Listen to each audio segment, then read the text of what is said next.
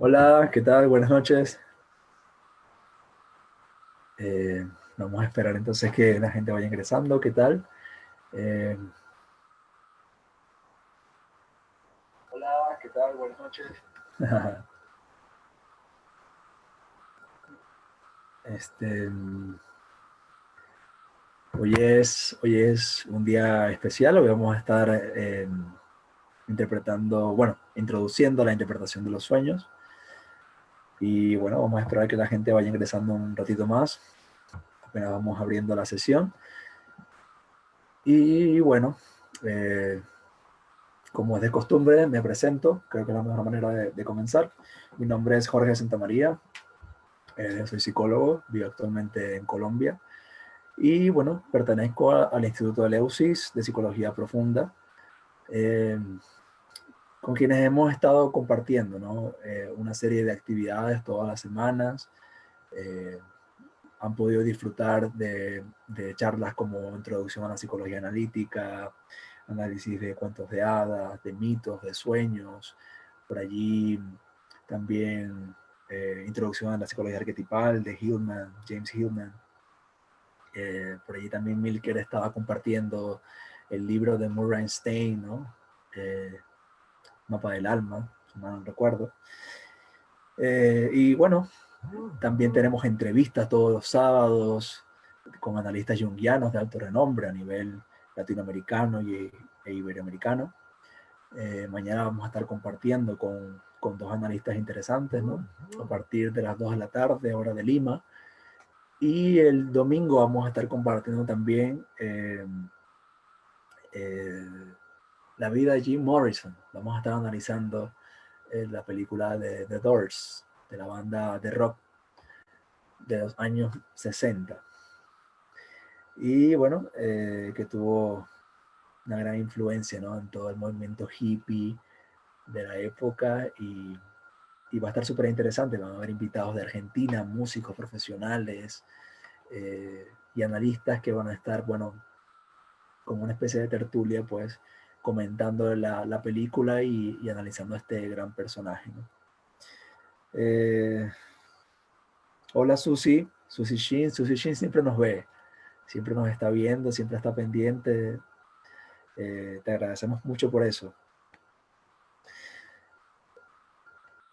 Entonces, bueno, a las personas que van llegando les comentaba que vamos a estar hoy introduciendo, ¿no? Hoy es la segunda parte de la introducción a la interpretación de los sueños. Vamos a estar hablando acerca, vamos a retomar primero algunas cosas de lo que se dijo en la sesión pasada y vamos también a hablar sobre dos funciones, ¿no? Muy interesantes de los sueños que habíamos tocado en la sesión pasada, pero que hoy vamos a profundizar un poco más, ¿no?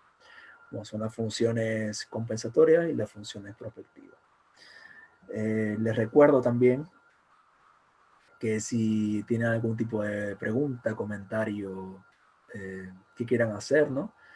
Al final de la presentación que voy a precisamente a mostrar en unos minutos, eh, pueden realizarla a través del live y así podemos, bueno, ampliar un poco más el contenido de esta charla.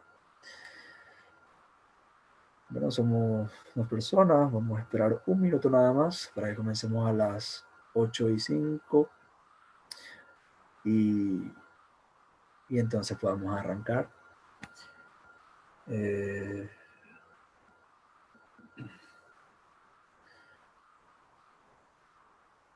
ya Roberto por ahí nos está viendo. Un saludo para Roberto, que también ha estado, bueno, súper comprometido, súper full, ¿no? Con sus charlas, que siempre llama mucho la atención, ¿no? Y tiene mucho público. Eh, Por allí, bueno, Roberto, si también tienes un comentario que quieras hacer, complementar allí, que siempre tu aporte es muy bueno, también te lo agradecería.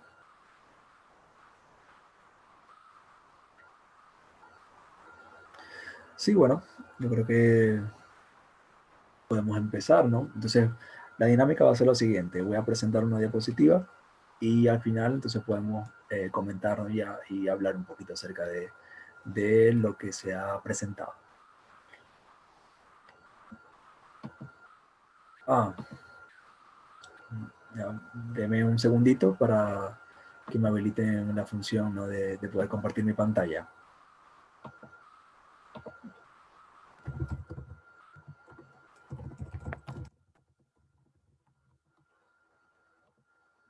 Listo.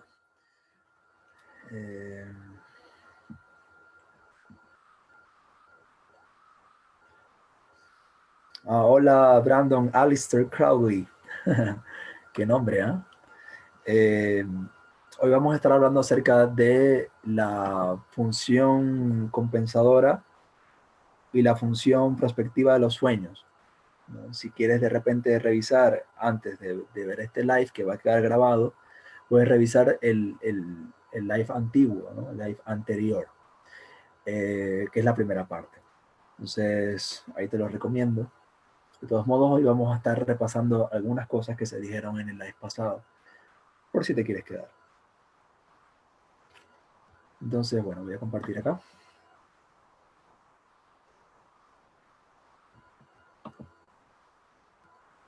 Ok, entonces iniciamos. Y bueno, como les había comentado, en la sesión pasada estuvimos conversando acerca de la interpretación de los sueños y dimos un breve abreboca, ¿no? De lo que es la interpretación de los sueños desde el punto de vista de la psicología analítica clásica, ¿no? Del psicoanálisis clásico freudiano.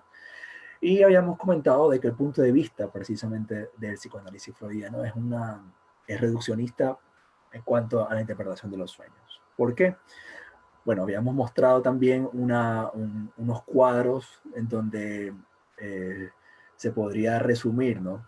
Toda la interpretación que tienen ciertos símbolos en los sueños, según el psicoanálisis clásico, y su interpretación. Entonces, pudimos ver, por ejemplo, de que si una persona soñaba con una escalera, soñaba con un árbol o soñaba con, ¿no?, la cerradura de una puerta, entonces podríamos hablar de que están haciendo, o sea, la persona está haciendo alusión a símbolos netamente sexuales, ¿no? Entonces, la escalera va a simbolizar, por ejemplo, el acto sexual, mientras que el tronco podría ser el aparato reproductor masculino y la cerradura de la puerta podría ser el aparato reproductor femenino. Entonces, Freud va a colocar de alguna manera sobre el sueño una especie de tamiz en el cual solamente se puede interpretar el sueño a través de la teoría psicoanalítica y va a restar importancia realmente a lo que pueda simbolizar o lo que pueda representar el símbolo para el soñante. Y esto, y esto va a ser muy importante, ¿no? Porque Jung le va a dar otra visión a los sueños. Jung va a ampliar un poco más esta interpretación y se va a preguntar dos cosas, ¿no? ¿Por qué esa imagen, ¿no? ¿Por qué ese símbolo presente en las imágenes del sueño? ¿Y qué función tiene? Es decir, ¿para qué? ¿Para qué ese soñante o para qué el sueño le muestra a ese soñante esas imágenes? Entonces hablamos de una función causalista y una función finalista. Se responden a las preguntas ¿por qué y para qué? O sea, ¿por qué en el caso, por ejemplo, de las escaleras o del tronco o de la cerradura de la puerta, por qué exactamente esas imágenes, ¿no? ¿Por qué no otras? Porque cuando comentábamos en la sesión pasada, en el ejemplo del chico que era atropellado por un auto en una autopista que el soñante reconocía a un niño que era precisamente su sobrino en el sueño, ¿por qué exactamente el sueño escoge esa calle y no otra? ¿Por qué escoge precisamente ese niño y no otro si conoce a varias personas, si tiene a varios familiares, ¿no? Y entonces, ¿cuál es la finalidad de esto? ¿Hacia dónde lo dirigen? ¿Qué función cumple el sueño para la vida de la persona? ¿Sabes? Entonces, todo esto, bueno, va a ser más ampliado por Jung y Jung va a decir entonces que la imagen en sí ya tiene todo lo necesario para poder realizar su interpretación. O sea, no hay que agregar realmente una interpretación más que la que el soñante puede dar acerca de las imágenes del sueño. Entonces, esto, bueno, es muy importante, ¿no? Porque estamos pasando de una interpretación que dependía únicamente de un analista a una interpretación que ahora tiene una dinámica, ¿no? Que va a incluir al soñante como un factor importante y relevante para poder dar la interpretación del sueño. A través, bueno, ya habíamos comentado en la sesión pasada acerca de las asociaciones, ¿no? Preguntar al paciente qué asocia exactamente con lo que es el auto, lo que es el niño, el tronco, la cerradura o la escalera, nos puede dar mucha más información acerca pues, del contenido que tienen estos símbolos y que de alguna manera intentan darle algún sentido a la vida consciente del sujeto, que lo que yo puedo decir a nivel reduccionista, a nivel determinista acerca de los sueños, ¿no? Entonces, es importante entonces tomar en cuenta al paciente para poder dar una interpretación más abocada a lo que realmente el sueño quiere decir en sí. Y ya habíamos comentado también, bueno, que los sueños cumplen una función compensadora, ¿no? Entonces, ya hoy precisamente vamos a estar hablando un poco más acerca de eso, ¿no? Y Jung nos va a decir, me disculpa, Jung nos va a decir entonces que los sueños se comportan de una manera compensatoria en relación a la respectiva, perdón, situación consciente. ¿Qué quiere decir esto? Bueno, que de alguna manera, dentro de la cantidad de estímulos que podemos recibir a nivel consciente y el resto que permanece a un nivel subliminal, los sueños de alguna manera tienen que ver con precisamente lo subliminal. Es decir, lo que no estamos haciendo consciente o lo que de alguna manera estamos reprimiendo, estamos obviando, estamos desviando en nuestra atención, ¿no? Entonces, digamos que entre más unilateral sea la actividad consciente, es decir, entre más extremista sea esta actividad, esta actitud por parte del sujeto a nivel consciente, es decir, entre más obvie los aspectos inconscientes y no los integre, se aleje del grado óptimo de posibilidad vital, va a decir Jung, más probabilidad hay de que aparezcan sueños vívidos con un contenido fuertemente contrastante, pero convenientemente compensador, como expresión de la autorregulación psicológica del individuo, ¿no? Entonces, luego lo vamos a ver en un ejemplo que aparece en el libro de la dinámica de lo inconsciente. Hay situaciones, ¿no?, que nos llevan entonces a comportarnos de una manera muy extrema acerca pues, de cierta situación, cierta actitud, ¿no? Y entonces uno va a decir que cuanto más nos afiancemos más hacia un extremo, ¿no?, y no precisamente integremos la polaridad, pues los sueños de alguna manera van a reflejar, ¿no?, van a reflejar estos elementos que están siendo reprimidos, que están siendo obviados a través de los sueños. Y esta va a ser precisamente la función compensadora, ¿no?, que va a funcionar entonces como un indicio o un síntoma en el que el individuo está reñido con sus condiciones inconscientes, de que en algún lugar se ha desviado de su senda natural, no va a decir yo. Entonces, precisamente es la polaridad en la que vive el sujeto.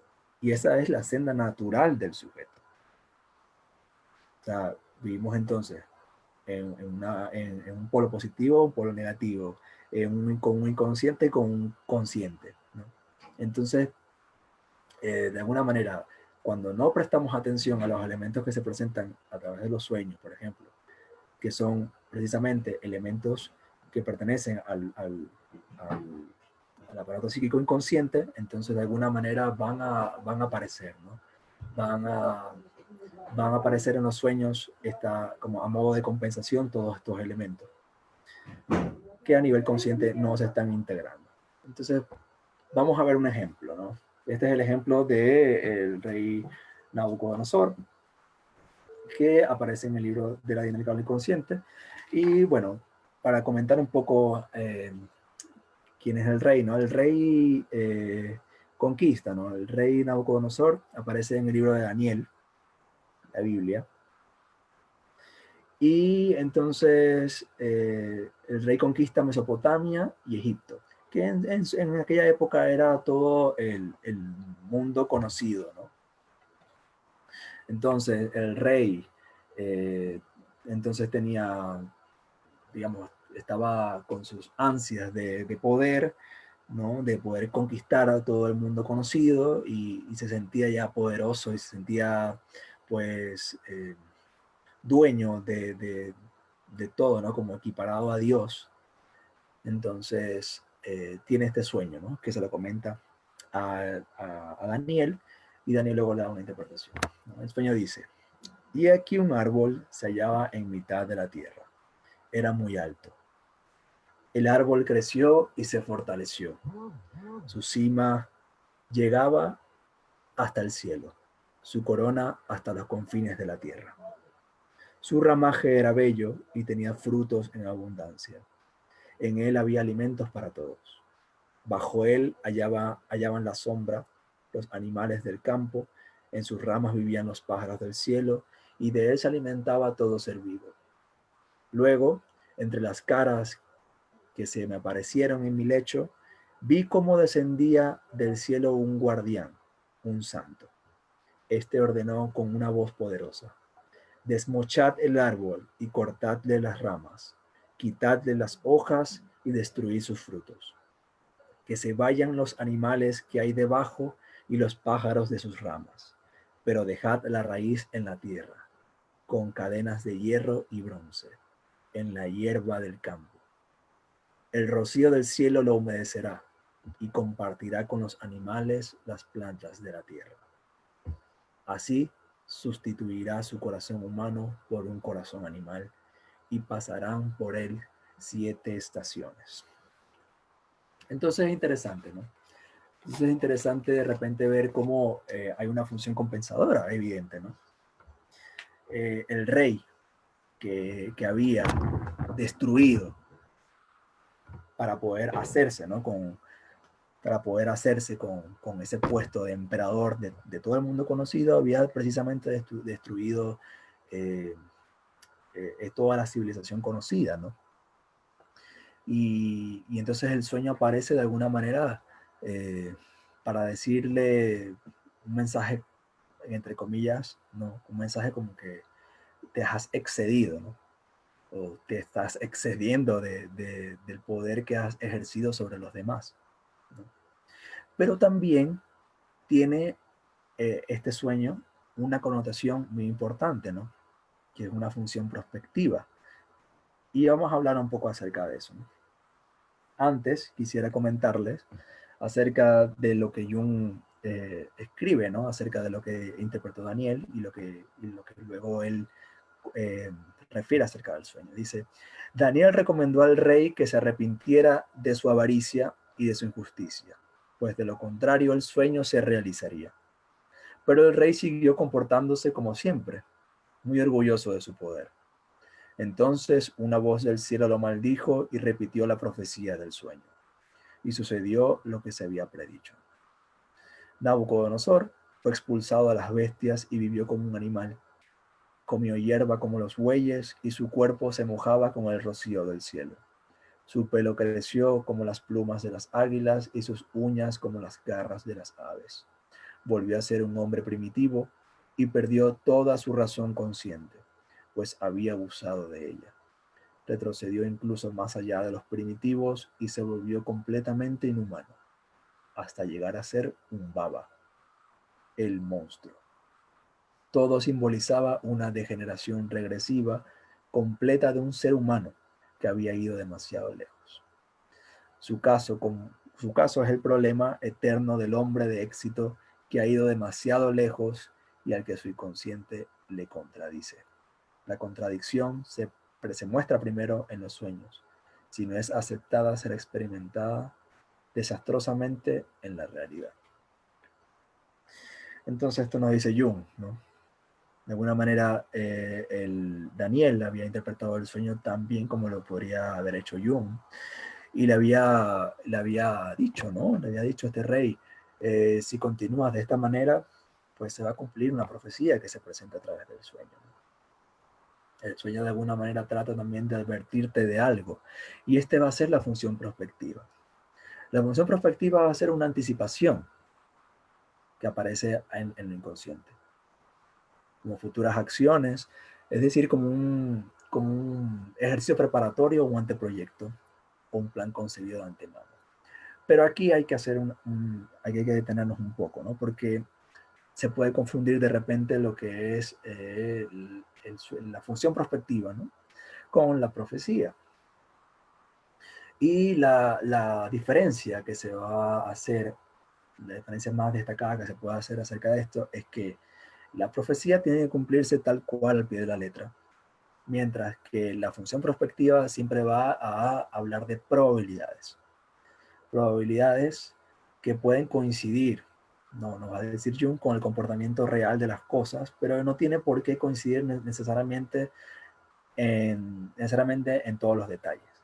Si de alguna manera el sueño eh, cumple con todos los detalles al pie de la letra, se presentan, ¿no? En las imágenes estaremos hablando de una profecía, ¿no? Y de eso, por ejemplo, mucha gente hace alarde y mucha publicidad cuando eh, eh, las profecías de Nostradamus, ¿no? Por ejemplo. Nostradamus eh, escribió hace muchísimos años, ¿no? Un montón de profecías que entonces datan, ¿no? Si decía, por ejemplo, que para el año 2020 se iba a presentar algo, entonces se cumple al pie de la letra y podemos llamar entonces eso profecía. Mientras que el sueño o la función prospectiva del sueño siempre hablamos de probabilidad. Esto quiere decir que el sujeto puede hacer cosas, ¿no? Puede hacer cosas para, de alguna manera, no coincidir con lo que el sueño les tiene destinado a hacer. Entonces, siempre comenta Jung que el contenido que se presenta como función prospectiva del sueño siempre va a estar relacionado con la solución de un conflicto. Y creo que también, si mal no recuerdo, también Jung comentaba comentaba acerca de los sueños que él mismo tenía y que sus pacientes tenían cuando estaba por desatarse todo el conflicto de la guerra mundial, ¿no? De la Segunda Guerra Mundial. Entonces, esto también vamos a poder ver aquí un ejemplo de la función prospectiva del sueño. De alguna manera nos anticipa acerca de lo que podría suceder si continuamos con esta dinámica que a nivel consciente llevamos. No, y Jung, bueno, nos va a hacer unas recomendaciones, ¿no? Unas recomendaciones que se encuentran en la conferencia de Tavistock, específicamente, ya les voy a decir, en la cuarta conferencia. Nos va a decir, primero, no es seguro interpretar un sueño sin estudiar cuidadosamente su contexto, ¿no? Necesitamos tener información acerca del paciente, ¿no? Acerca del sujeto que estamos analizando, porque el sueño parte de él y nadie más podría tener mejor información acerca de las asociaciones, de sus símbolos, de sus imágenes simbólicas, que el propio soñante. Entonces es necesario conocer el contexto en el cual se da el sueño también, ¿no? Conocer qué ha realizado el paciente en sus días anteriores y que de alguna manera intenta el sueño compensar, ¿no? De qué manera el sueño trata de hablarnos acerca de la evolución del paciente en su día a día. Entonces va a decir Jung también que no es necesario aplicar teorías, como lo haría un analista, un psicoanalista freudiano, sino que siempre es necesario preguntar al paciente qué piensa él acerca de esas imágenes, qué piensa acerca de esos símbolos que se presentan en los sueños, cuáles son las asociaciones. O sea, el analista debería preguntar más bien por las asociaciones que el paciente puede ofrecer acerca de esas imágenes, ¿no? Y bueno, a partir de ahí entonces poder dar una interpretación más apegada hacia lo que el sueño quiere decirnos, ¿no? Más que lo que el analista quiere decir acerca del sueño. Va a decir Jung además que los sueños siempre tratan de un problema particular de un individuo sobre el cual él tiene un juicio consciente erróneo. Perdón. Sí, vamos entonces a poder observar acá que el sueño de alguna manera como regulador del aparato psíquico intenta de alguna manera poder compensar, ¿no? Poder, así como el cuerpo, por ejemplo, tiene su propio sistema de autorregulación, por ejemplo, a través de una herida, entonces hay un proceso complejo de cicatrización. El sueño también trata de poder autorregularse y poder compensar todos esos aspectos que a nivel consciente no se están integrando. Y los sueños, como nos va a decir Jung,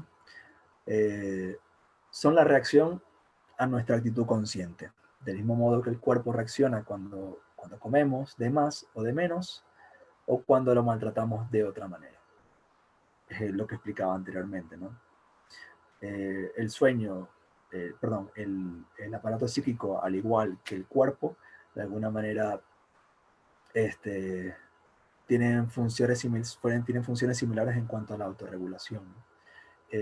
Intentan poder ajustar o compensar esos elementos que no están o no corresponden a la senda natural del individuo.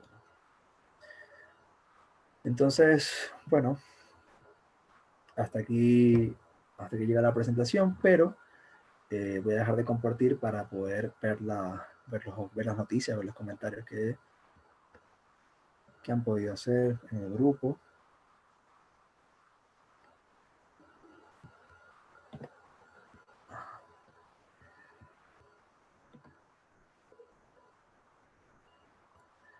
Entonces, bueno, aquí es cuando podemos conversar un poquito más. Aquí es cuando podemos hacer algún tipo de preguntas, algún tipo de comentario y poder amplificar un poco más la charla, el contenido de la charla. Pudimos ver dos funciones principales, ¿no? Dos funciones y un ejemplo que de alguna manera ilustra ambas funciones. El rey Nabucodonosor se habría excedido, ¿no? Se había excedido en su capricho, en su complejo de superioridad, ¿no? Para poder hacerse con todo el mundo conocido, y había arrasado precisamente con la civilización solamente por sus ansias de poder. Y el sueño le avisa de alguna manera a través de estas imágenes alegóricas del árbol, ¿no? Que crece muchísimo. Déjame comentarle exactamente. Sí, el árbol crecía hasta el cielo y arrojaba su sombra sobre toda la tierra, ¿no? Entonces crecía hasta el cielo, de alguna manera habla de él mismo como el árbol que se ha engrandecido mucho, ¿no? Ha engrandecido su ego y su ambición para llegar a cubrir toda, con su sombra, es decir, con su mandato, con su ley, con su norma, a todo el mundo conocido. En el sueño se presenta como todo el mundo.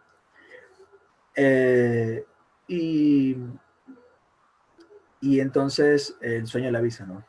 O sea, sí, has llegado demasiado lejos, como el árbol, y has podido cubrir a todo el mundo, pero también la función prospectiva nos dice, si sigues de esta manera, entonces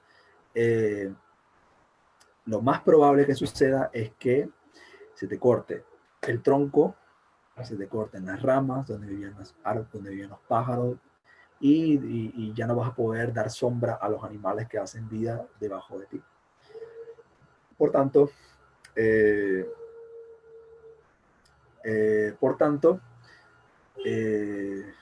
se te va además a dejar solamente la raíz, vas a quedar arraigado precisamente en la tierra, y se te va a quitar el corazón de humano y se te va a poner el corazón de una bestia que sería luego un baba, que sería la bestia con la que pelearía Gilgamesh luego, ¿no? En su gran epopeya en búsqueda de la inmortalidad o de la cura de la inmortalidad. Entonces, bueno, podemos ver, ¿no?, cómo en el sueño se presentan estas dos funciones.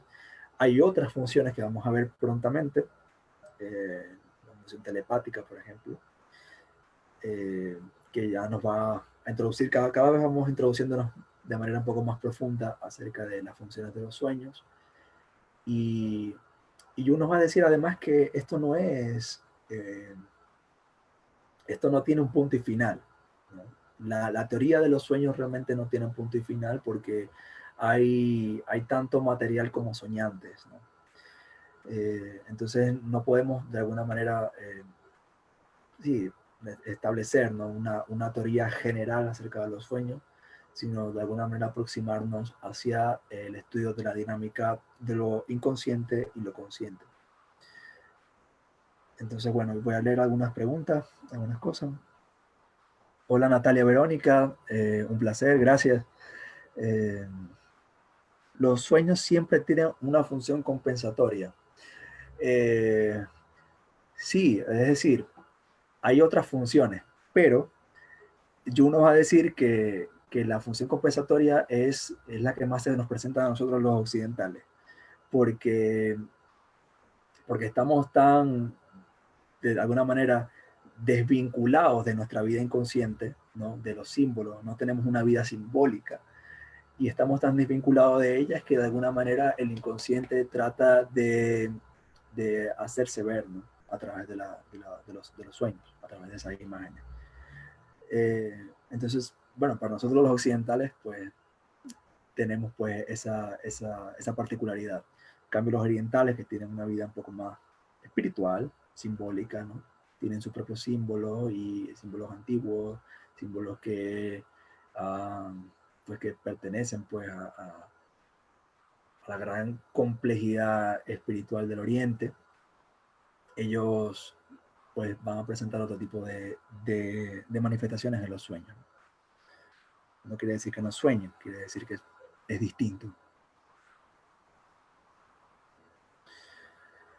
Ah, hola Kerry, ¿qué tal? Yo sueño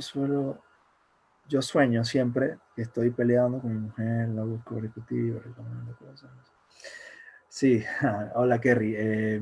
Bueno, gracias por tu mensaje. La verdad, este espacio acá no es para interpretar sueños.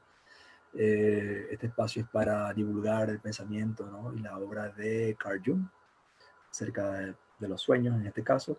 También estamos ofreciendo otras charlas completamente gratuitas todas las semanas. Te puedes enterar de ello a través de nuestra página web o a través de nuestra página en Facebook de Leusis. Ese trabajo de interpretación de los sueños se puede realizar en una consulta de análisis con un analista junguiano. Te recomiendo pues enterarte un poco más de esto y pues si quieres estudiar un poco, si quieres conocer un poco más de tu aparato psíquico, pues te recomiendo poder verte con un analista.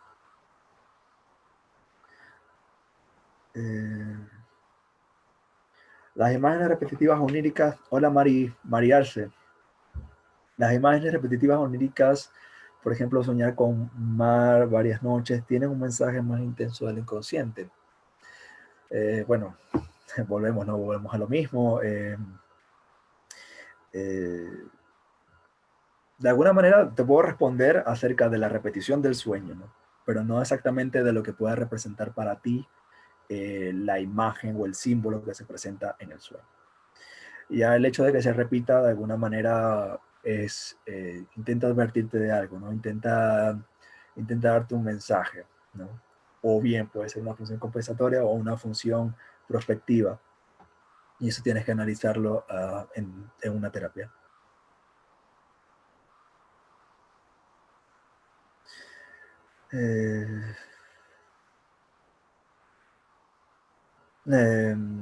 Bueno, Kerry, Eh,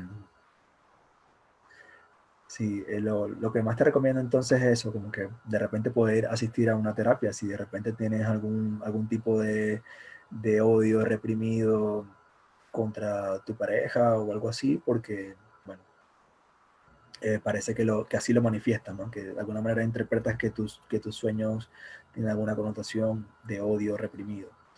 Eh, Podrías evaluar eso en terapia. Este espacio no sirve para hacer terapia, sino más bien para la divulgación del pensamiento junguiano. Eh,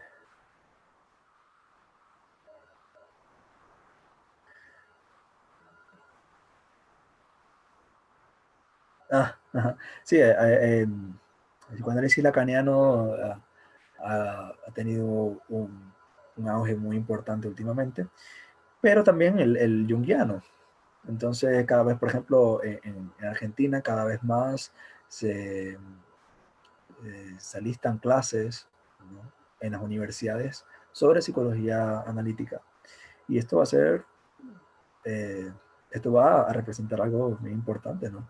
Cuando yo estudié psicología, estudiamos psicoanálisis freudiano y bueno, aquí los profesores eran lacanianos y obviamente nos daban un poco de Lacan, pero es un poco profundo, ¿no? Como para de repente alguien que solamente necesita conocer la generalidad de un tema, ¿no?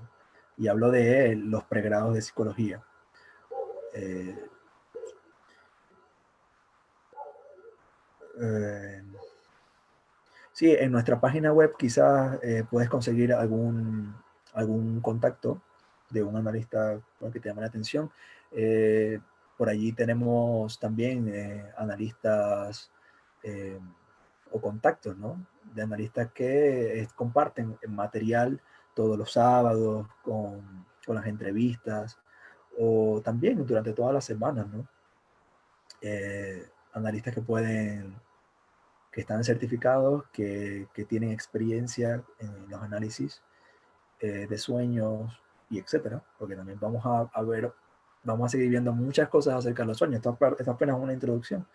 Entonces, vamos a seguir viendo otras cosas de los sueños que nos van a acercar un poco más hacia eh, la profundidad, ¿no? Ya cuando entremos, por ejemplo, a una a los temas mitológicos de los sueños, ya ahí estamos hablando un poco más profundo del inconsciente colectivo, de arquetipos, y para allá vamos a ir pronto. Esta apenas la segunda sesión. Y entonces esos analistas ya tienen experiencia en los temas, en la interpretación de los sueños y análisis de mitos, etcétera. Entonces te podrían ayudar un poco más. Uh,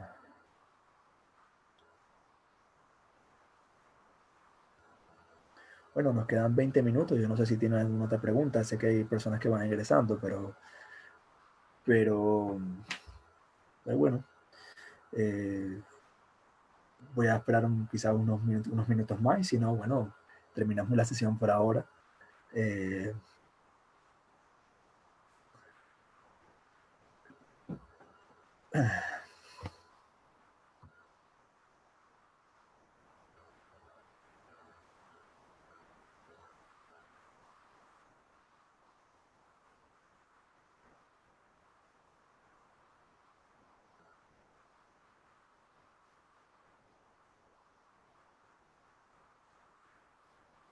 bueno, eh, voy a concluir esta transmisión, pero voy a hacer un cierre ya hablando un poco más general acerca de lo que se ha conversado, ¿no? Bueno, mira, aquí hay otras personas.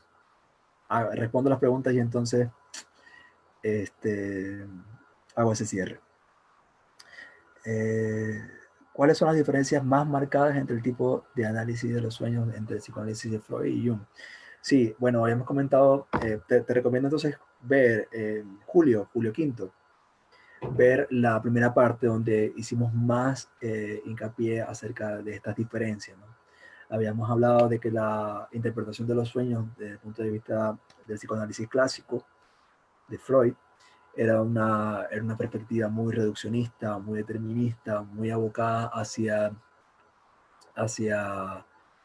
hacia la interpretación de símbolos desde la perspectiva del psicoanálisis, ¿no? Habíamos comentado de que el analista freudiano lo que hacía con los sueños era colocar la teoría sobre las imágenes o sobre los símbolos que se presentan en las imágenes. Entonces, ¿qué pasa? Que símbolos específicos, ¿no?, pueden representar lo mismo.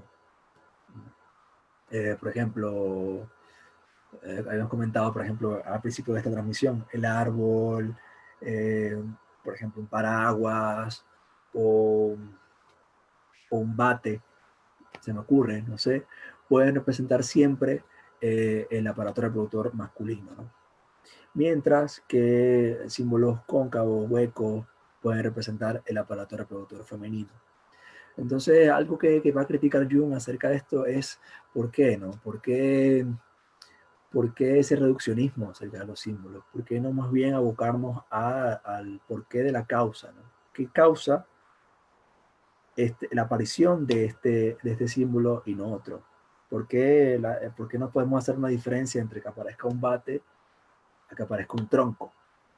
O sea, vamos a abocar nuestra atención en la interpretación de las imágenes simbólicas y no precisamente de la teoría psicoanalítica. Entonces, ah, bueno, hay momentos de publicidad en el grupo. Giovanna Bruni. Un saludo, Giovanna, que estés muy bien. Gracias por tu comentario. Entonces, sí, podemos entonces hacer esta gran diferencia, ¿no? Una gran diferencia desde el punto de vista reduccionista freudiano y desde el punto de vista un poco más amplio que te ofrece la analítica junguiana, ¿no?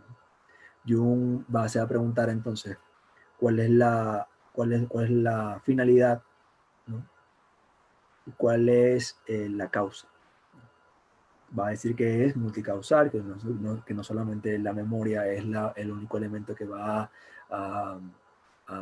pues, a representar, ¿no?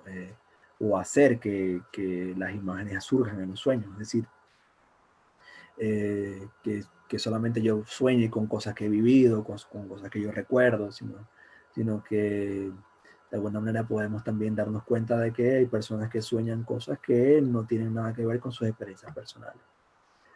Entonces, ahí hablamos de algo más que la memoria como un elemento que explica la causalidad de los sueños.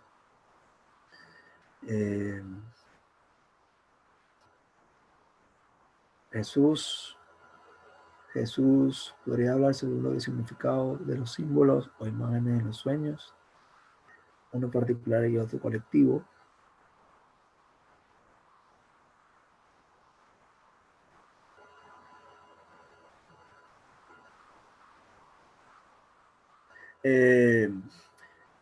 Sí, bueno, hay sueños, Jesús. Imagino que estás queriendo conversar un poco acerca de los sueños que tienen un tema mitológico, ¿no? Como lo había comentado anteriormente. Sí, digamos que esos sueños van a ser lo que los primitivos van a llamar los sueños grandes. Las tribus primitivas, las tribus indígenas, cuando tienen esta cuestión, ¿no? De que cuando el curandero, el cacique de la tribu sueña, ¿no? Se habla de que el sueño que tiene esa persona es un sueño grande, es decir, un sueño que trasciende el inconsciente personal y estamos hablando ya del umbral de lo inconsciente colectivo, donde tocamos ya temas que pertenecen allá a lo arquetípico, ¿no? Entonces podemos encontrar algunas representaciones mitológicas, ¿no? En los sueños, como representaciones, por ejemplo, del conflicto héroe-dragón, ¿no? Donde la persona de alguna manera se enfrenta a un monstruo, a una situación también que, que lo confronta, ¿no? Podemos también, bueno, es un poco el tema de que vamos a hablar la próxima sesión, pero bueno, sirve un poco para introducir, ¿no? Están estos temas mitológicos, pero también están los temas personales que pertenecen al inconsciente personal. Entonces ya tiene que ver más bien con precisamente con la memoria, pero también con aspectos que la persona vive y que no se hace consciente, ¿no? Es decir, forma parte, estos sueños del inconsciente personal de alguna manera están relacionados con los elementos subliminales eh, que, que de alguna manera no se perciben durante la vida en vigilia del sujeto, ¿no?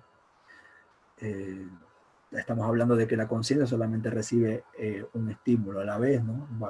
Pocos estímulos que pueda atender en un momento determinado, y que el resto de estímulos que la persona no pueda observar pertenecen a precisamente al umbral de lo subliminal, y que de alguna manera el inconsciente también intenta reflejárselo a través de los sueños. No solamente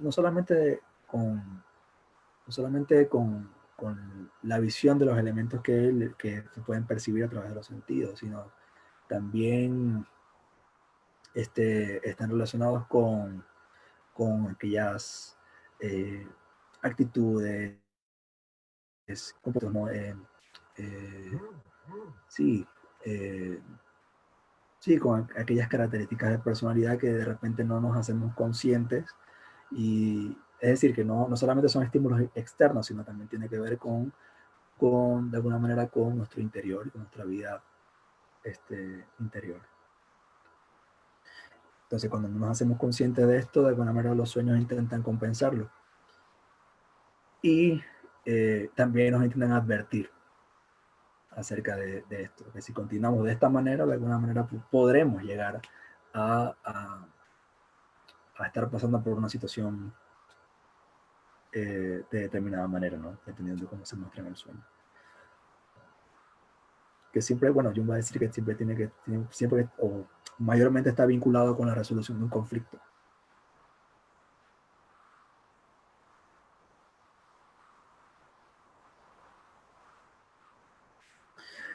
Bueno, bueno, yo quiero despedir a todos. Creo que la explicación que he dado ahora ha servido como conclusión también, porque es precisamente las dos funciones que hemos comentado el día de hoy.